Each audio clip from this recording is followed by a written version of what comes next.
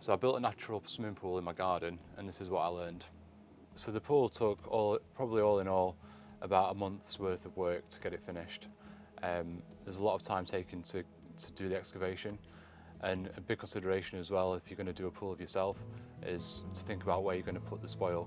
So in my case, I got to lose it in the garden by putting it on a sloping side of the garden and just building that soil level up.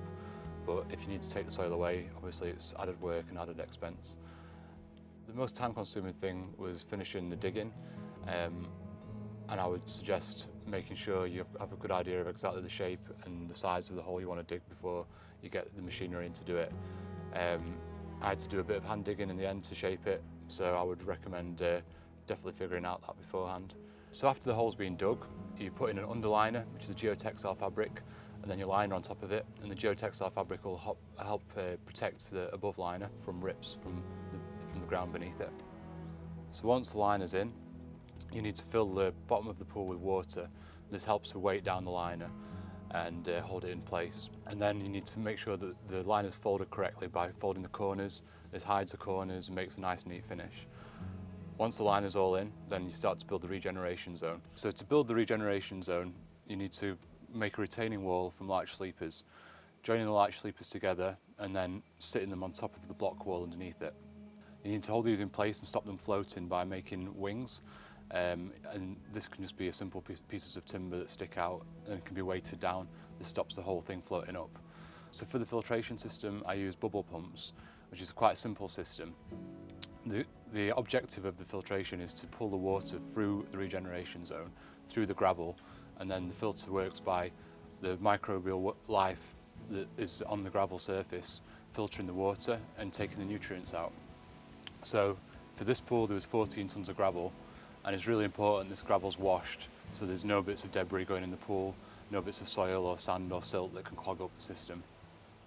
So the bubble pumps themselves are made up of a piece of perforated land drain created in a loop with a T-junction coming off it and an upstanding piece of plastic pipe, drain pipe.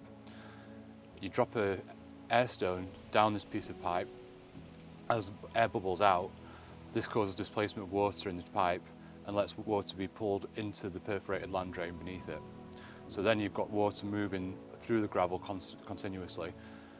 The air is provided from a 60-watt air compressor, which can be sited away from the pool, so there's no moving parts in the system in the water at all. It's just one 60-watt air pump and some simple plumbing pipe that creates an air circuit that goes around the pool. So once that's in place, you can backfill it with your gravel, and this is a depth of 40 centimetres of gravel, backfilled all the way around the pool. And then it's time to add your plants, and then finally to fill the pool up to the top, and that's it. So the main consideration when building a natural swimming pool really is about keeping the nutrient level down. So you really need to know what water you're going to put into your pool, and that needs to be low in phosphorus. The whole system works by keeping very low nutrient in the water, and this prevents algal growth.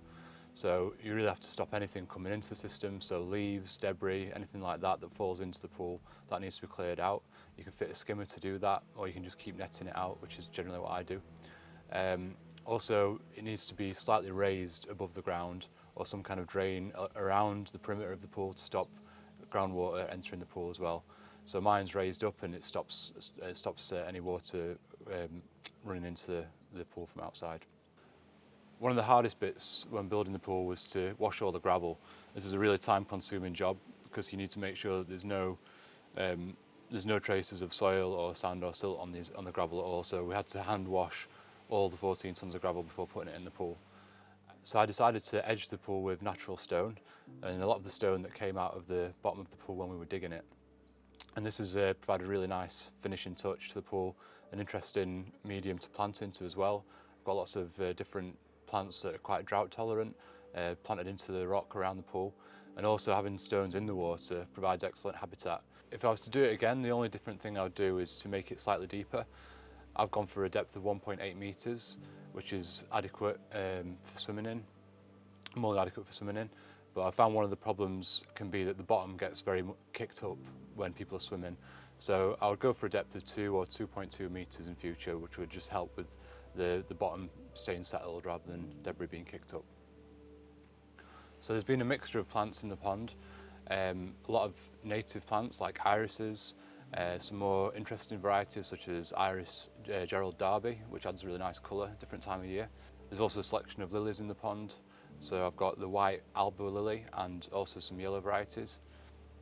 So the marginal planting includes plants such as flowering rush, galingale, bog bean, and then things like watermint as well.